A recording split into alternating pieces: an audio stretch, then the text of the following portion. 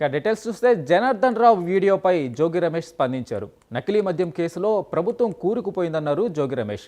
కేసులో ఇరికిచ్చేందుకు ప్రయత్నిస్తున్నారన్నారు. నిజమైన దోషులను పట్టుకోవాలన్న ఆలోచన ప్రభుత్వానికి ఉంటే సిబిఐకి కేసును అప్పగించాలన్నారు జోగి రమేష్. అంతకుముందు గత వైసీపీ పాలనలో జోగి రమేష్ ఆధ్వర్యంలోనే నకిలీ మద్యం తయారీ జరిగిందని జనార్దన్ రావు వెల్లడించారు.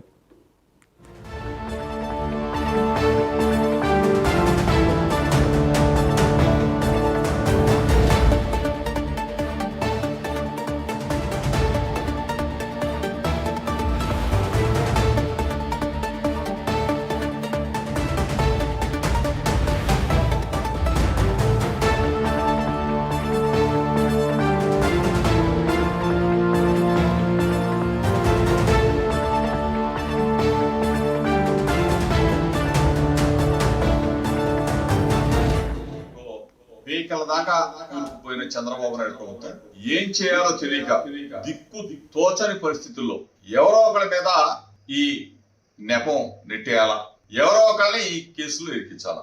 చంద్రబాబు నాయుడికి వెన్నతో పెట్టిన విద్య ఏంటంటే ఏలేరు లిక్కర్ స్కామ్ దగ్గర నుంచి మొలకల చెరువు మద్యం కుంభకోణం దాకా చంద్రబాబు నాయుడు అసలు 45 సంవత్సరాల రాజకీయ అనుభవం ఉన్న చంద్రబాబు నాయుడు మద్యం కుంభకోణాల్లో ఇరుక్కుపోయిన చంద్రబాబు నాయుడు.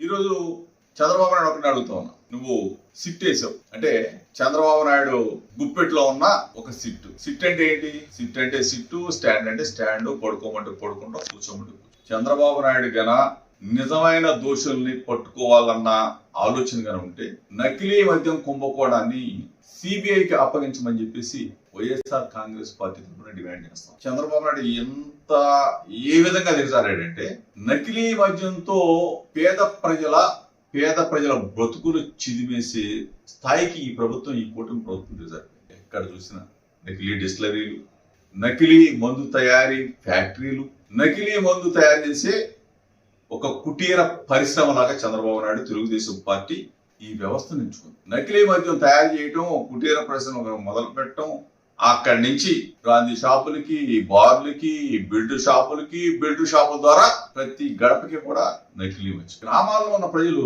మాకు కుళాయిలు వేయండి, మంచినీళ్ళు ఇవ్వండి అని చెప్పేసి గుక్కెడు మంచినీళ్ళ కోసం అడుక్కుంటున్న పరిస్థితి. మంచినీళ్ళు ఇవ్వలేము, మేము మందు అయితే ఇస్తామని చెప్తున్నాడు, నకిలీ మద్యం ఇస్తామంటున్నాడు చంద్రబాబు నాయుడు.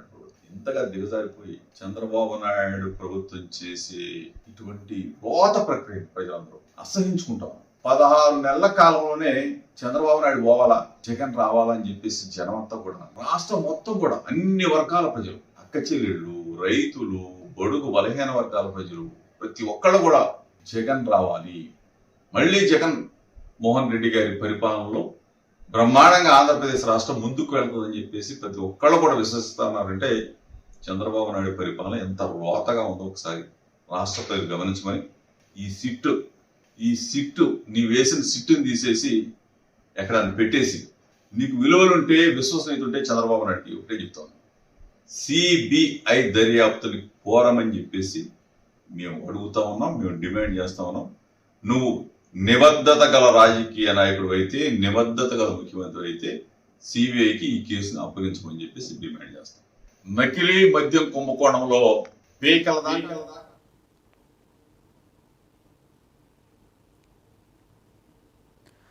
జనార్దన్ రావు వీడియోపై జోగి రమేష్ స్పందించారు. నకిలీ మద్యం కేసులో ప్రభుత్వం కూరుకుపోయిందన్నారు జోగి రమేష్. కేసులో ఇరికిచ్చేందుకు ప్రయత్నిస్తున్నారన్నారు. నిజమైన దోషులను పట్టుకోవాలన్న ఆలోచన ప్రభుత్వానికి ఉంటే సిబిఐకి కేసును అప్పగించాలన్నారు జోగి రమేష్.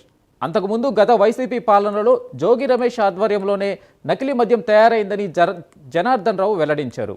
ఇక దీనిపై పూర్తి అప్డేట్స్ మా ప్రతినిధి మణికుమార్ అందిస్తారు. మణికుమార్, చెప్పండి, జోగి రమేష్ వ్యాఖ్యల వెనక ఆంతర్యం ఏంటి? ఇప్పుడు సిట్టు విచారణకు సంబంధించి సర్వత్రా ఎలాంటి అభిప్రాయాలు వ్యక్తమవుతున్నాయి?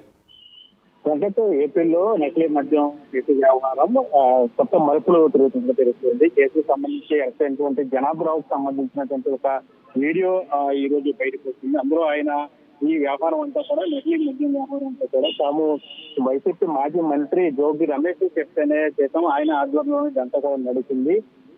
ఈ ఏడాది ఏప్రిల్లో కూడా ఆయన నకిలీ మద్యాన్ని తయారు చేయమని చెప్పారు. అలా చేస్తేనే ప్రభుత్వాన్ని అసంతృప్తి పాలు చేయొచ్చు, తద్వారా ప్రభుత్వానికి చెడ్డ పేరు వస్తుందని చెప్పి ఆయన చెప్పారు. ఆ నేపథ్యంలోనే తాము నకిలీ మద్యాన్ని తయారు చేశాము, అంటే ఇబ్రహీంపట్నంలో మొదటిగా పడదామని చూసాం. కానీ ఆ జోగి రమేష్ చెప్పడం వల్ల మనకి చెప్పినట్టుంది వ్యాఖ్యలు ఇప్పుడు సంచలన నాణ్యత తెలుస్తోంది. దీనికి సంబంధించి ఏదైతే జనార్దన్ రావు జోగి రమేష్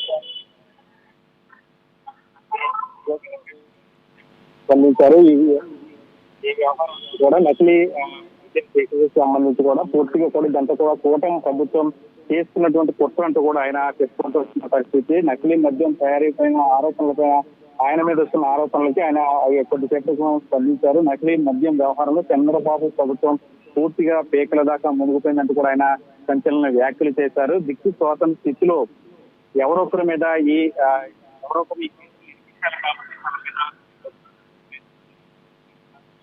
హాట్ కామెంట్ చేసినట్టు కూడా తెలుస్తోంది. దానికి సంబంధించిన విజువల్స్ వీడియోని కూడా మనం ప్రైమ్ టైమ్ స్క్రీన్ మీద చూసాం. సో చంద్రబాబు 45 ఏళ్ల రాజకీయ అనుభవంలో పూర్తిగా మద్యం కుంభకోణంలో ఇరుక్కుపోయారు. ఇలాంటి వాటిలో ఎవరో ఒకరిని ఇరికించడం ఆయనకు మొదటి నుంచి కూడా ఎంతో చెప్పిన విద్య అంటూ కూడా ఆయన వ్యాఖ్యలు చేశారు. నకిలీ మద్యం వ్యవహారంలో దర్యాప్తు కోసం చంద్రబాబు బిస్కెట్లో ఉన్నటువంటి సంస్థను అడ్డం పెట్టుకున్నారు. అసలు ఈ కేసుకు సంబంధించి అసలు దొంగలను బయటకు తీసుకోవాలంటే ఖచ్చితంగా సిబిఐకు అప్పగించాలంటూ కూడా ఆయన వ్యాఖ్యలు చేశారు. రాష్ట్ర ప్రజలంతా కూడా గంటవరకు okay, right. Thank you Manikumar.